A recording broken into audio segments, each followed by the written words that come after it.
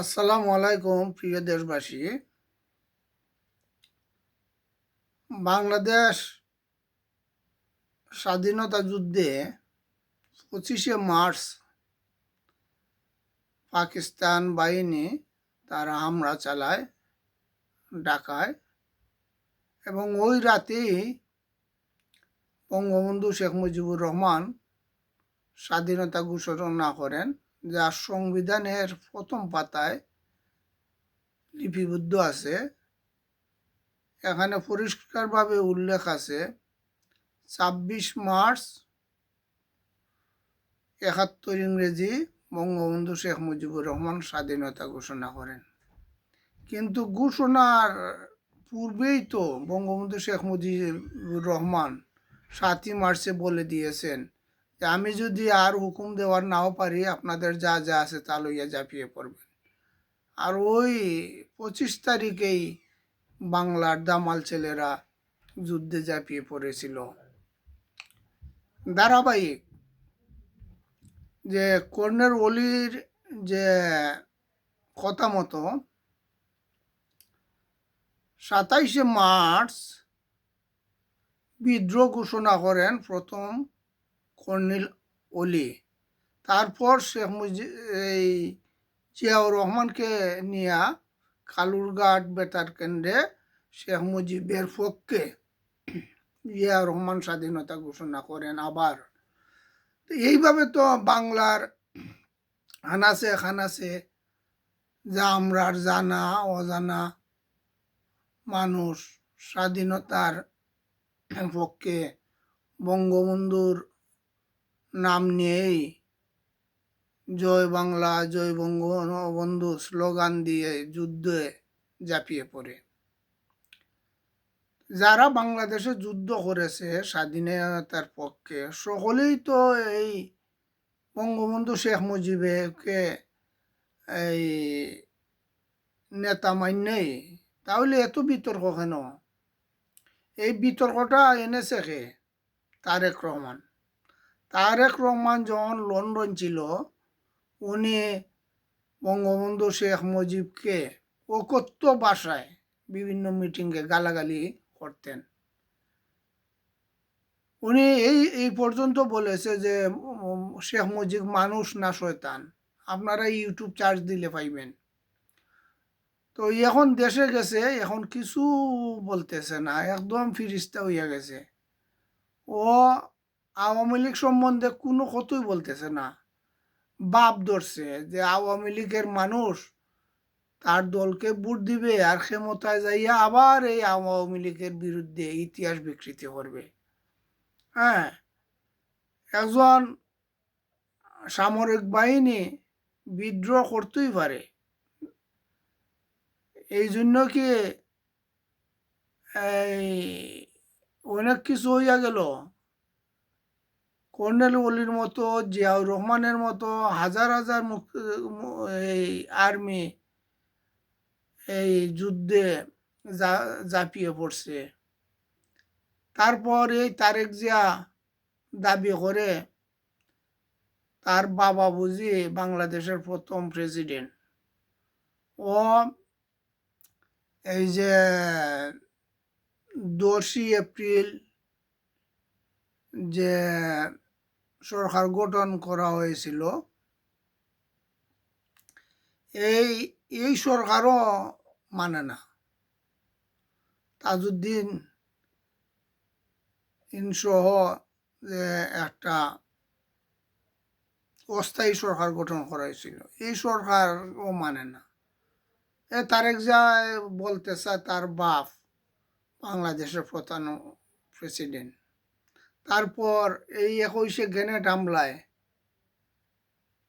তারেক জিয়া জড়িত, যা তাকে এই জন্য তো আসামি করা হয়েছে। তারপর আওয়ামী লীগকে নিয়ে এই যে বিকৃত কথাবার্তা, এত কথাবার্তা তো জামাত বলে নাই। জামাতকে শুধু বলতে পারেন যুদ্ধ অপরাধী, কিন্তু জামাত তো আওয়ামী লীগের এমন কোনো ক্ষতি করে নাই। আবার শেখ হাসিনা উনি বলেন যে বঙ্গবন্ধু হত্যায় অন্তরালে সে জিয়াউর রহমান জড়িত ছিল। এটা তো আওয়ামী লীগের এই তাদের ভাষ্য মতে তারা দায়ী করে জিয়াউর রহমানকে। জামাত আওয়ামী লীগের কি এমন ক্ষতি করেছে?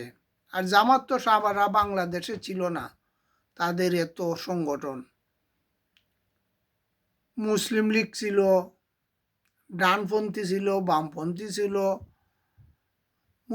মুসলিম লীগ তো তারা চাইছে পাকিস্তান থাকতো। আমাদের সিলেট এলাকায় তো জামাতের সংগঠন ছিল না, আমাদের সুনামগঞ্জ এলাকায় জামাতের সংগঠন ছিল না।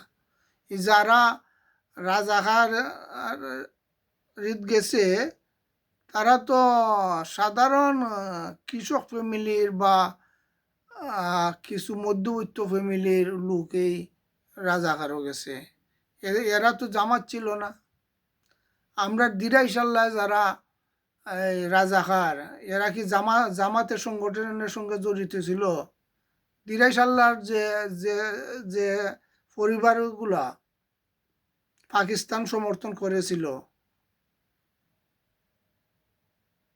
তারা তো জামাত করতো না, তারা মুসলিম লীগ হয়তো করতো কেউ কেউ, এমনকি কেউ কেউ অনেক তো কোনো দলই করতো না, তারা এমনি রাজাকার হয়ে গেছে। কেউ বলতে পারবেন দিরাইশাল্লাহ এই জামাতের কোনো সংগঠন আছে, জামাতের কোনো নেতার নাম?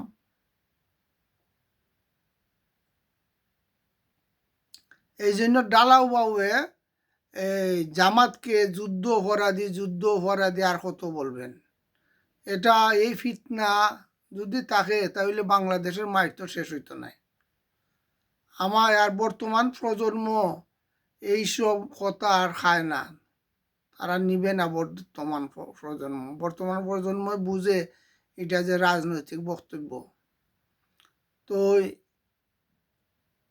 আওয়ামী লীগ নেতৃবৃন্দর তাদের এখন চিন্তা করতে হইবে তাদের দলের ক্ষতি কে করছে বেশি, জামাত করছে ক্ষতি বেশি না বিএনপি করছে ক্ষতি বেশি, জিয়া রহমানে করছে ক্ষতি বেশি না তারেকে করছে ক্ষতি বেশি? এটা বিবেচনায় আনতে হইবে।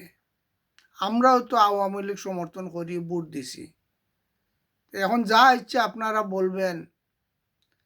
আর আমরা তো আর এই যে রাজনীতি আমরা পেশা নাই। আপনারা আওয়ামী লীগের বা কোনো নেতৃবৃন্দের 2 টাকা আমরা খাইছি না, লোকাল কোনো নেতার পিছনে ঘুরছি না, আওয়ামী লীগের অথবা অন্য কের পিছনে ঘুরছি না, ঘুরার দরকার নাই।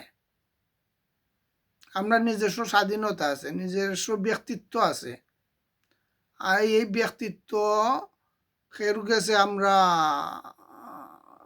বিক্রি হতে চাই না। ভালো মন্দ আমাদের নিজস্ব ভালো মন্দ আমরা বুঝি। যদিও আওয়ামী লীগ দল সমর্থন করি, কোনো নেতার পিছে তো আমরা ঘুরি নাই 2 টাকা স্বার্থের দায়। আমরা তো দরকার নাই। আর রাজনীতি তো আমরা পেশা নাই, যারা রাজনীতি পেশা হিসাবে নিছে, মানুষের কাছ থেকে টাকা নিয়ে খাইছে, বিভিন্ন নির্বাচন আইছে, বিভিন্ন প্রার্থীর কাছ থেকে টাকা নিয়ে খাইছে, এটা তো অনেক ঘটনা আছে। ওই রাজনীতি যারা পেশা হিসাবে নিছে না, তারা বিবেক বিবেচনাও অবশ্যই করবে। তারপর আমি আবারও বলি, আওয়ামী লীগের নেতৃবৃন্দের এখনও সময় আছে, তারা দেখতো দেশের স্বার্থে, জনগণের স্বার্থে তাদের দলের ক্ষতি বিএনপি করছে বেশি না জামাতে করছে বেশি, এই বিবেচনা কইরা যেন আগামী যে 12 ফেব্রুয়ারি ভোট, যারা ভোটও যায় তাদের কাছে আমি বলবো তারা যেন ওই বিবেচনা কইরা ভোট দেয়। আর যারা ভোটে যায় না, এটা তো তাদের ব্যক্তিগত ব্যাপার। ধন্যবাদ।